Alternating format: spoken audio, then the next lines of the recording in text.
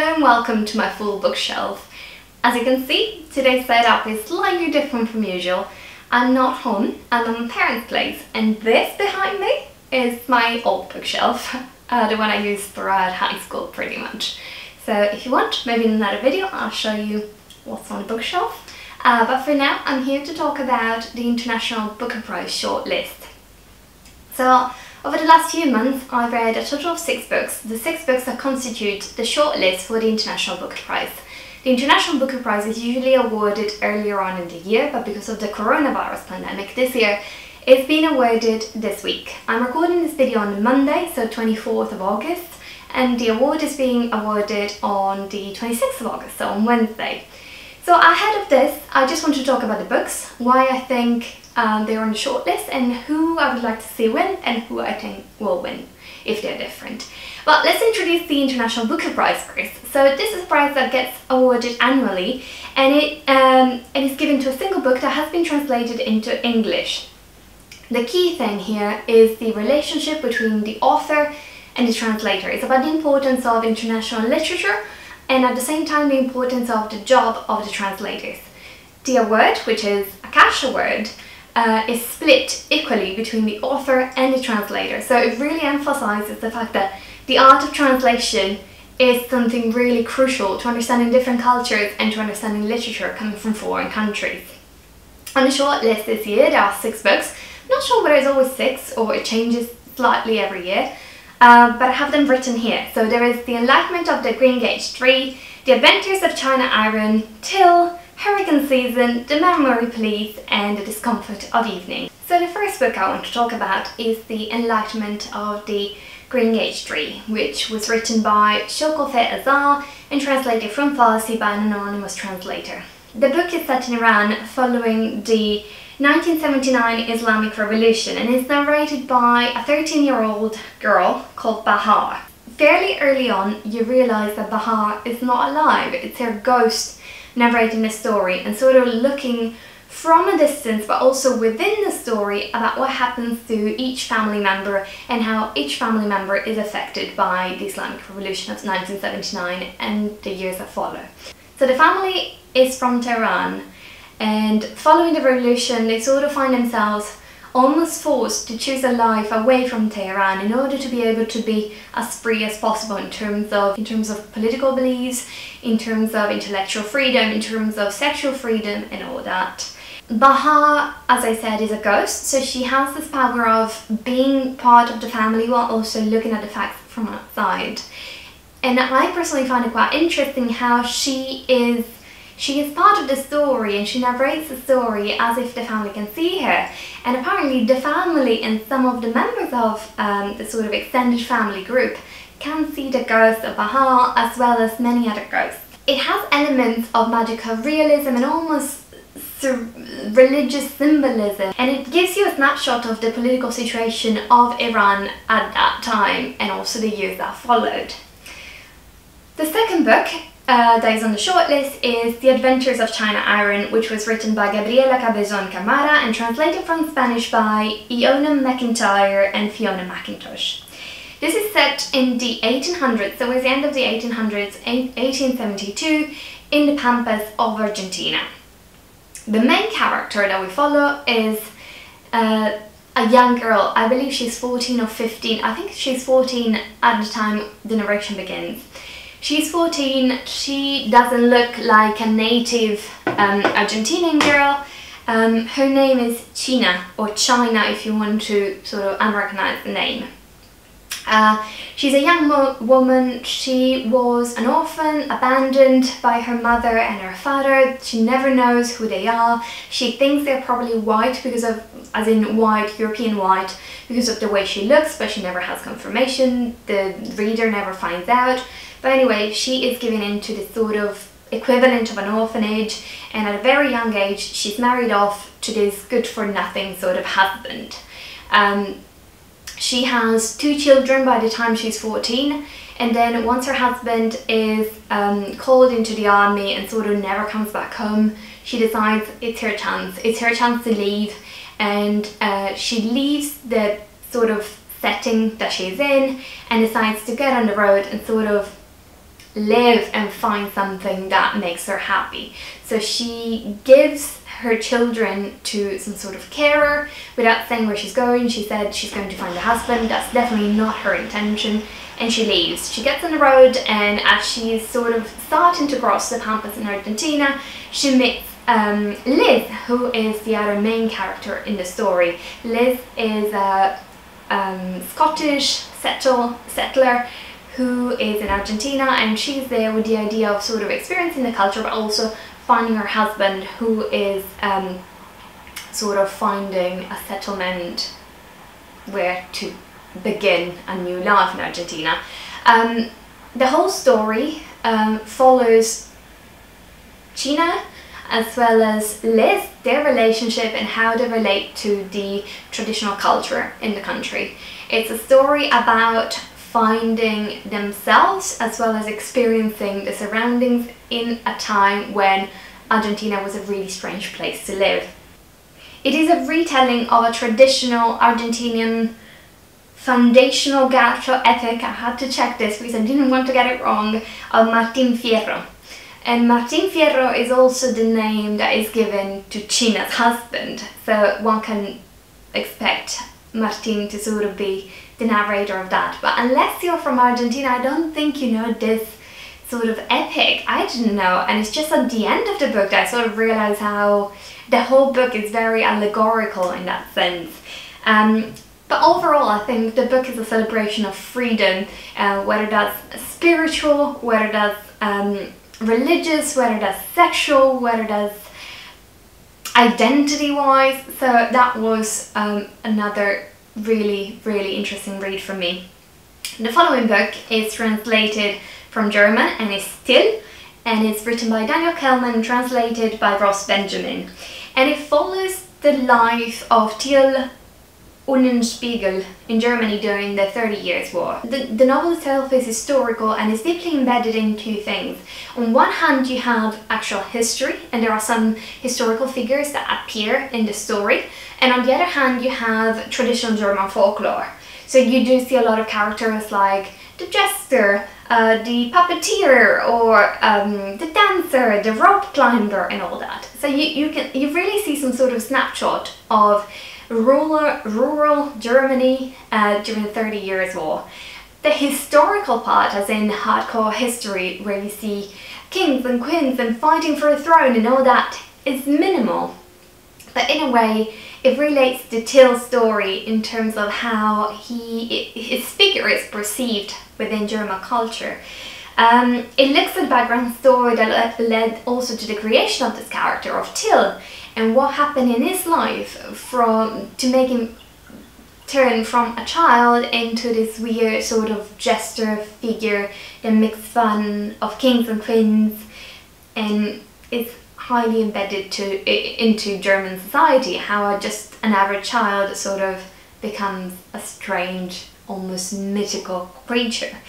And in my opinion, it was all about rebellion, laughter at oneself and life, and important things like war, because obviously war was an important part of German life during 30 Years' War, but at the same time the way Tyll relates to it is very jester-like. It's like, I'm a jester in a court that is in favour of one family, the same way I'm a jester in a court that is in favour of another family. It's an interesting approach on how things that can be really important for one person or one family can just become completely unnecessary and unimportant for somebody else. The following book is Hurricane Season, written by Fernanda and Melchor and translated from Spanish by Sophie Hughes. It's set in La Matosa, a tiny rural village in Mexico. So it follows the events of the discovery of a body, and it's immediately discovered that the body is of the local witch. The body is discovered near a waterway in the village, and from there you see snapshots. They are really just snapshots. It's not a coherent sort of storyline. They don't intertwine with one another in a chronological sense, but you see snapshots of 5 different characters that in a way or another are interconnected to the life of the witch herself. Overall, the book is about violence in Mexico, a culture that is very masculine oriented. The sort of machismo culture is about abuse of substance, is about abuse of power, is about sexual violence. But overall, it sort of paints a picture of Mexico, maybe the way it was, maybe the way it is. I'm not Mexican, I've never been in Mexico, but obviously the author is, I want to say she is from Mexico, and while this is a fictional tale, maybe it is also based on truth. The following book is The Memory Police by Yoko Ogawa, translated from Japanese by Snyder. It follows the lives of this woman. She is a young novelist and she lives on this island. You understand it's Japan by the way the narration sort of includes elements of Japanese life, but it could be an island anywhere. And this woman, this young novelist, we never discover her name unless I missed it in the plot somewhere, but I don't think we ever discover her name. But I think that's also why it fits so well with the novel. On this island, things go missing, but it's not missing, they just disappear. And it starts with basic concepts like the concept of ribbon, the concept of bird, and then they completely disappear. So there are no longer birds, there are no longer roses, there are no longer I don't know, shoelaces or something like that. But then it's not just the fact that the physical item disappears, the memories of those items are also made to disappear. So people start forgetting, and within a few months the concept of ribbon, for instance, is completely gone. There are a few people, however, who do not forget. They do not have this sort of quality that the memory police wants to enforce for everyone to forget about those concepts. One of these people is the editor of the novelist's books, and in the midst of writing her fourth novel, I believe, the memory police gets a little bit more violent, there are more eruptions, there are more people being discovered as the ones who do not forget, and she decides that it's her chance and she wants to save the life of the editor, so she decides to hide him. And basically the rest of the novel follows the story of the novelist as well as the man who's being hidden, so the editor, and how concepts keep disappearing. I think it's some sort of metaphorical way of talking about how political power in a way can make concepts disappear, can make ideas disappear, can make social classes disappear and all that.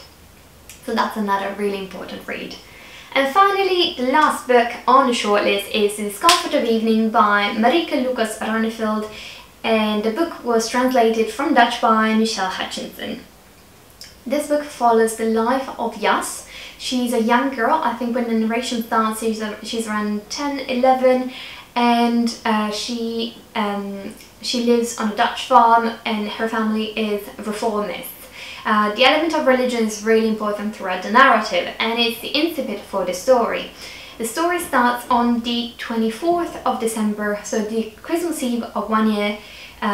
Yas has 4 siblings, I want to say. I read it a few months ago, so please, I do apologise if that's not correct.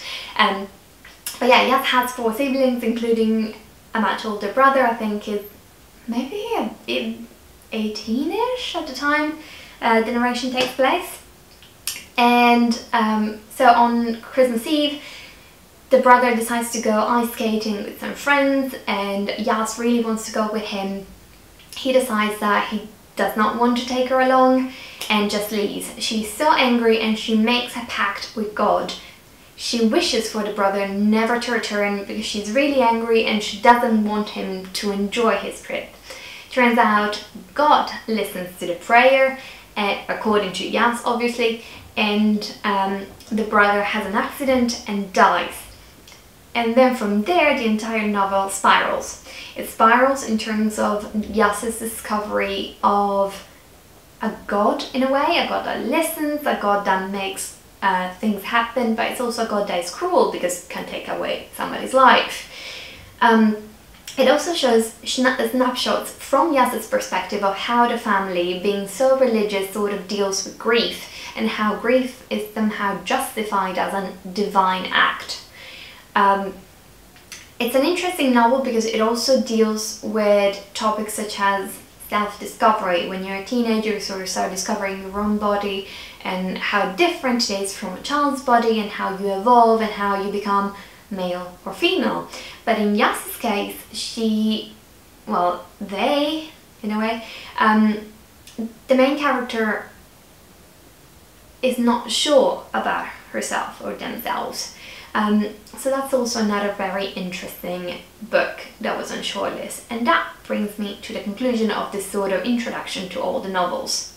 As I mentioned before, each book has some very unique qualities, some very unique narratives, and also really strong voices. So I think I'm not surprised to see these books on the shortlist. Personally, I think in a year 2020, a year where traveling is not exactly the same as before. I mean, I'm lucky enough to be in Italy with my parents, but that's just because I managed to find a way to make a trip that is normally 2 hours long into a 1 day long trip, socially distant and all that. This shortlist really gives you the chance to travel, and travel in space but also in time. With the example of the Enlightenment of the Greengage tree, it really brings you back in time and shows you how life could potentially have been for people living through the Islamic Revolution in 1979 in Iran. With The Memory Police, it's a whole different story. It takes you to a different world. It is a dystopian novel in a way. With Tyll, you have a snapshot of what life could have been like during the 30 Years' War in rural Germany. So it's all like that. It also offers a portrayal of different histories, different cultures, different religions. I feel like religion, especially in a couple of novels, was incredibly important to the narrative, and it's really interesting. As somebody like me, I'm not a religious person, but reading about religions and how some people relate to their own religion, I find it incredibly fascinating, and I think it's a great way to preserve culture if you are a believer of certain religion. So that's fantastic, and it was genuinely interesting for me to read. And each novel is also connected to some of the topics that are currently being discussed in society, which I think is the main reason why these books are on the shortlist. We take the adventures of China Iron, or China Iron. That talks about sexual freedom, that talks about sexual identity, that talks about cultural appropriation. It's one of those books that encompasses so much in just, 250 pages. And that is one of the examples. With Hurricane Season, that is a book that generally gives you a snapshot of what Mexico could be, especially in certain tiny little villages, in terms of life, and seeing the woman as, as an accessory almost of the man. So I think each book has definitely a reason to be on the shortlist. While all these books have clearly excellent reasons to be on the shortlist, and as I said, I enjoyed reading every single one of these books, in the end I find myself wanting to make some sort of a prediction of who is going to win it.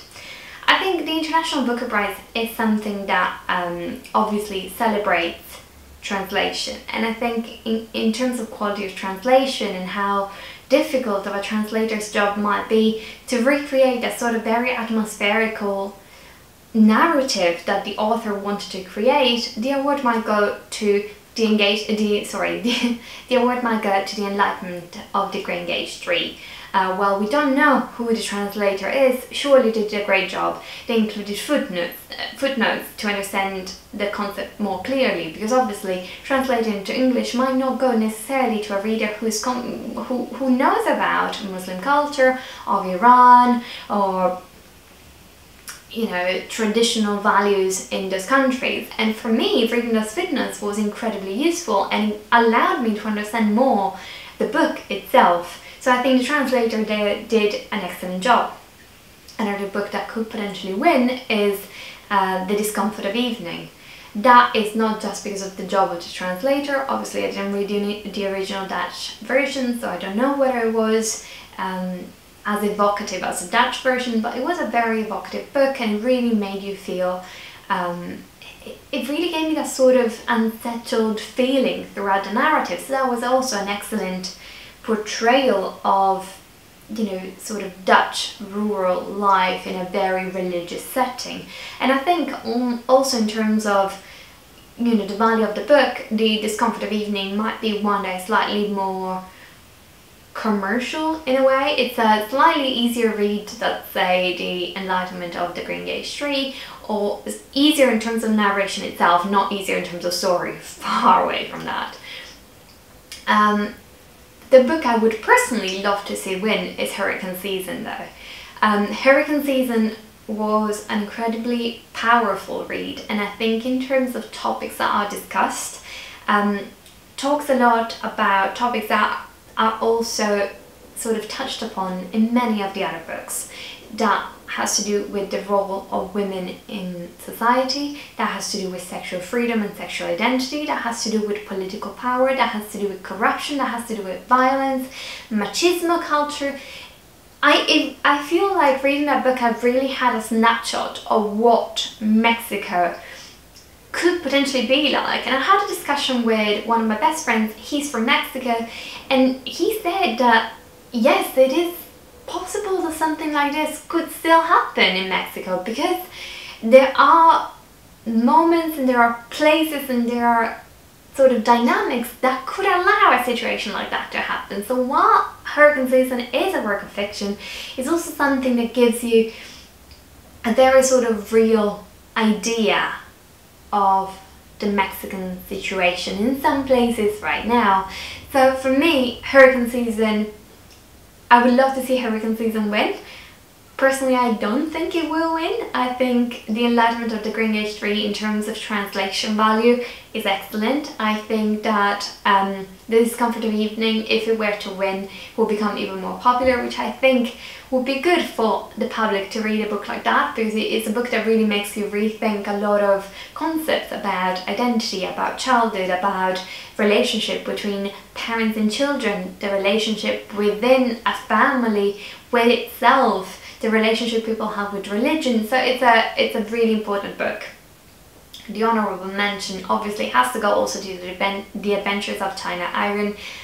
I have to say, I don't think it will win, but it had such a big impact on me. It was so liberating and pleasant to read. It was sort of like, you know, when you go into the sea and then instead of swimming or instead of just floating like that, you just go with your belly up and float, and that is the feeling I had at the end of that book, the sort of floating, being lighter and being happy and free. And I think that if an author is able to give you that feeling, that definitely needs some recognition. So this brings me to the end of this video. I hope you enjoyed learning more about the books on the shortlist for the International Booker Prize. If you have read them all, or if you've read some of them, do let me know what you think, whether you agree with the way I sort of briefly described them, and also if you agree with what I said about them. Which one is your favourite book on the shortlist? Who do you think will win? And yeah, if you do have any suggestions for reads that you would like to see me read, or if you have any feedback about this video, please do leave them in the comments. Don't forget to subscribe, and thank you very much for watching. Happy reading!